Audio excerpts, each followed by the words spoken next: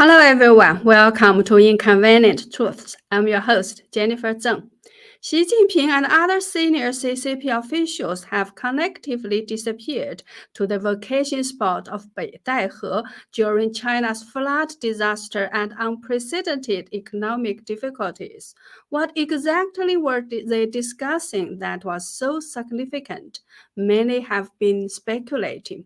A recent video by Chinese YouTuber Laodeng sheds light on this matter. According to his sources, Xi Jinping is preparing to attack Taiwan, and it's happening soon, possibly within the next 4 months by the end of this year.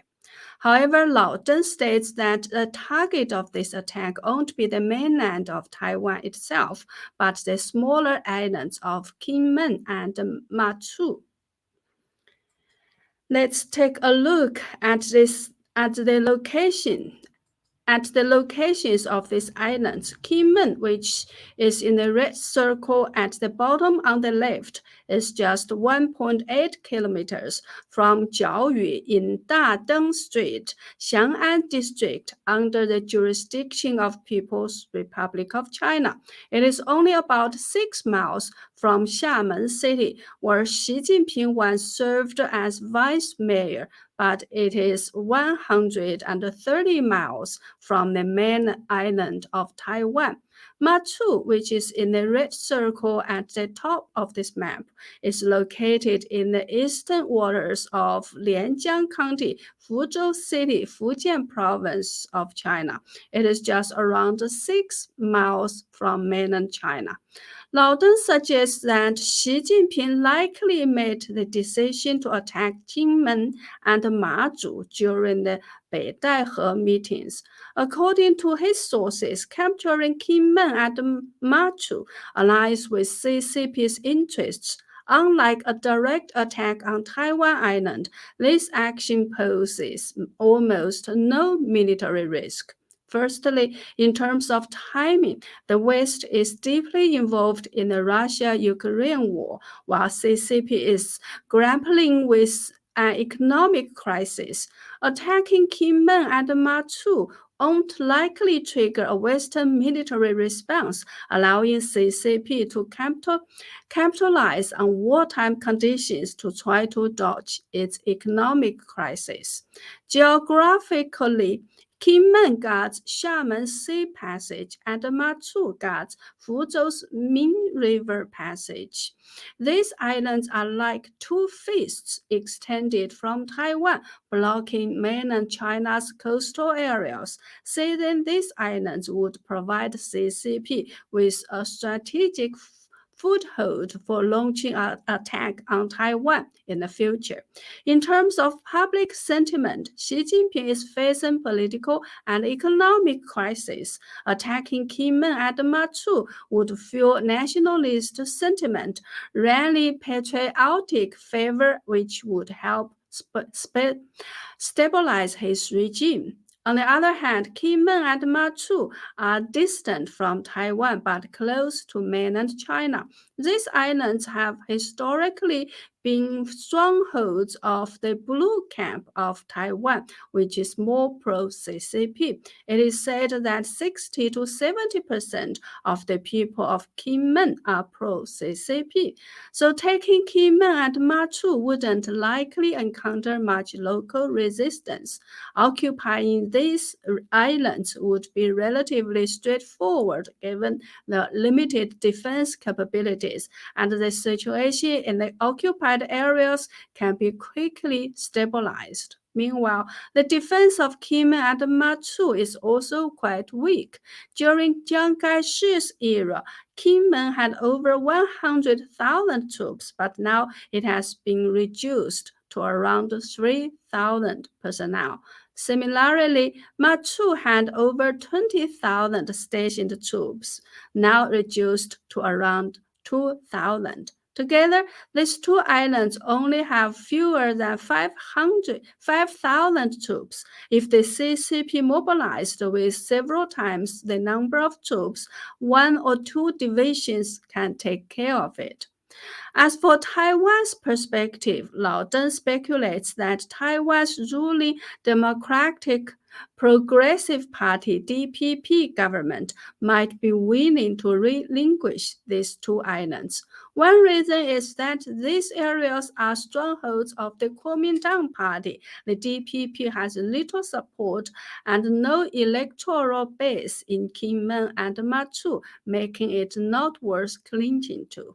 The second reason is that they are too close to mainland China and too far away from Taiwan. This makes it difficult for the Taiwan government to manage them. During Chiang Kai-shek's era, Kinmen and Matsu were heavily fortified for a potential counterattack on the mainland. However, the DPP no longer has intentions of such a counterattack. Instead, Kinmen and Matsu have become a burden for Taiwan, and it might be more practical to hand them over to the CCP. Without these two small islands, Taiwan can streamline its focus and move forward more smoothly toward its goal of independence. In conclusion, according to Laodeng, the CCP and the Taiwan government may orchestrate a conflict involving Kinmen and Matsu. This strategic move could serve both parties' interests, resulting in a mutually agreeable outcome. This concludes the content of Laodeng's video. I think the above statements are possible, although I'm unsure whether the DPP government would willingly let go of the two islands. Why do I say that it is possible that the CCP would really attack Kinmen and Matsu? From what we can observe, the CCP has been preparing for war, and recently, with the economic facing unprecedented difficulties, Xi Jinping might be driven to secure his power through a controlled military victory. Another motive could be that if war breaks out, the CCP can declare a wartime economy, forcing people to live in poverty like North Korea to cope with the lack of funds. Recently, the CCP launched an anti-corruption campaign in the medical field, investigating corruption dating back 20 years and demanding doctors, hospitals, and pharmaceutical companies return corrupt funds. The Health Commission in Beijing actually issued a document stating that people at all levels of medical and healthcare institutions who have received bribes in violation of the law may deposit the bribe money into a designated integrity account, which can be anonymous or in real names.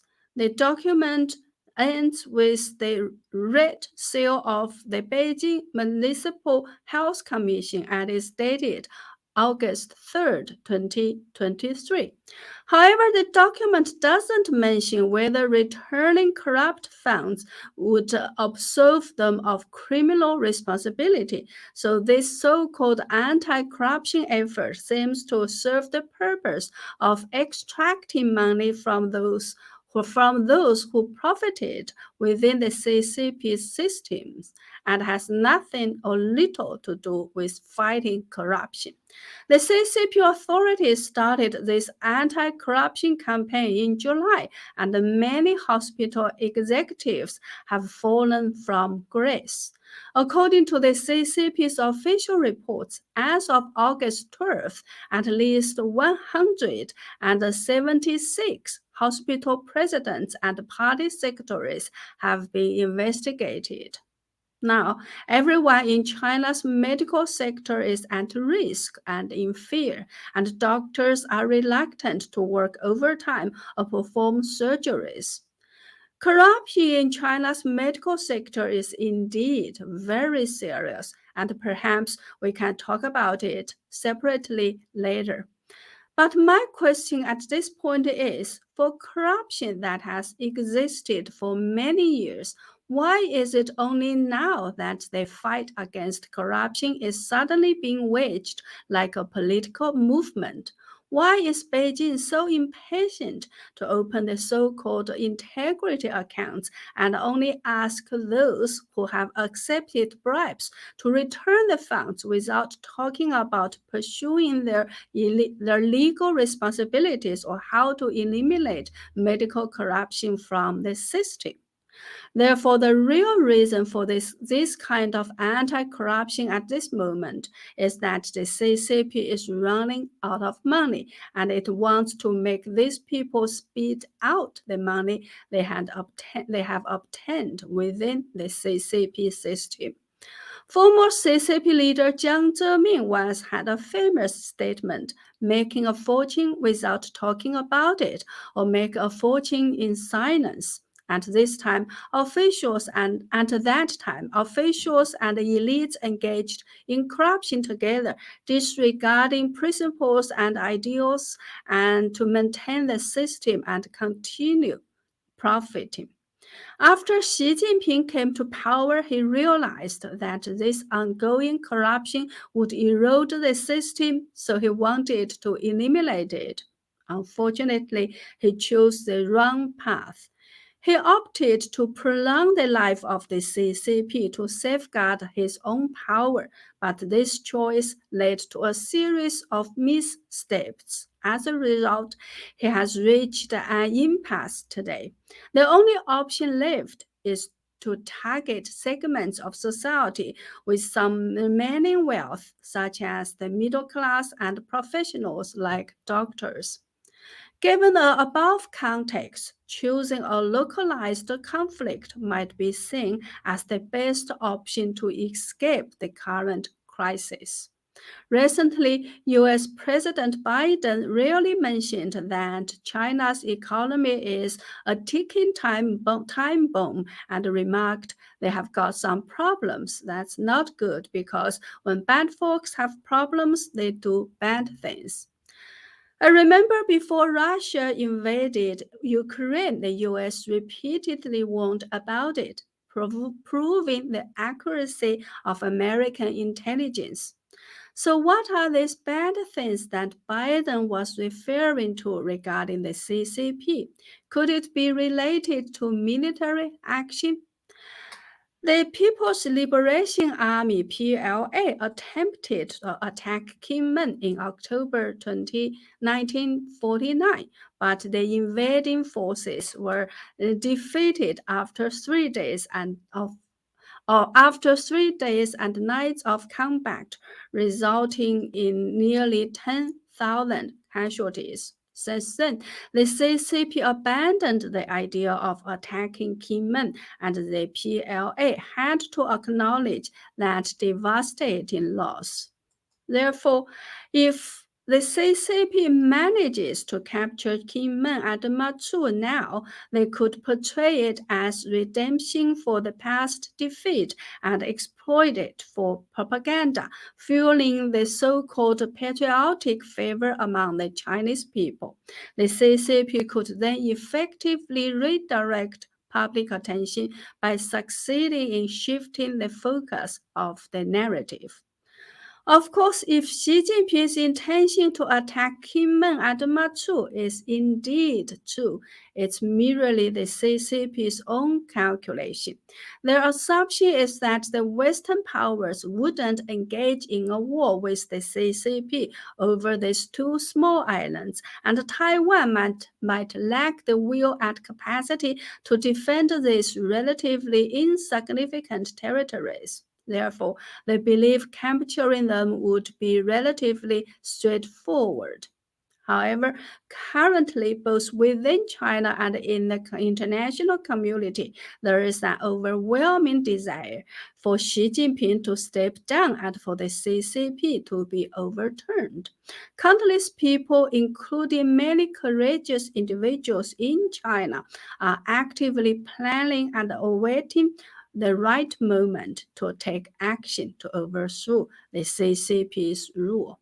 Hence, if Xi Jinping were to act rashly in this moment, he would actually be facing uncertain variables that might not be entirely within his control.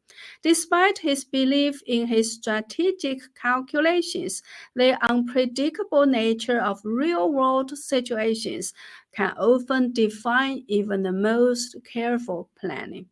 So, if he were to proceed with military action, the outcome might not be as manageable as he hopes. Would you agree? Well, that's all for today. Please remember to subscribe to my channel and double check if you are still subscribed. If you enjoy my content, please kindly share my channel and videos and visit my website at jenniferzengblog.com, jenniferzengblog.com for membership or donations to support my effort. Thank you. See you next time.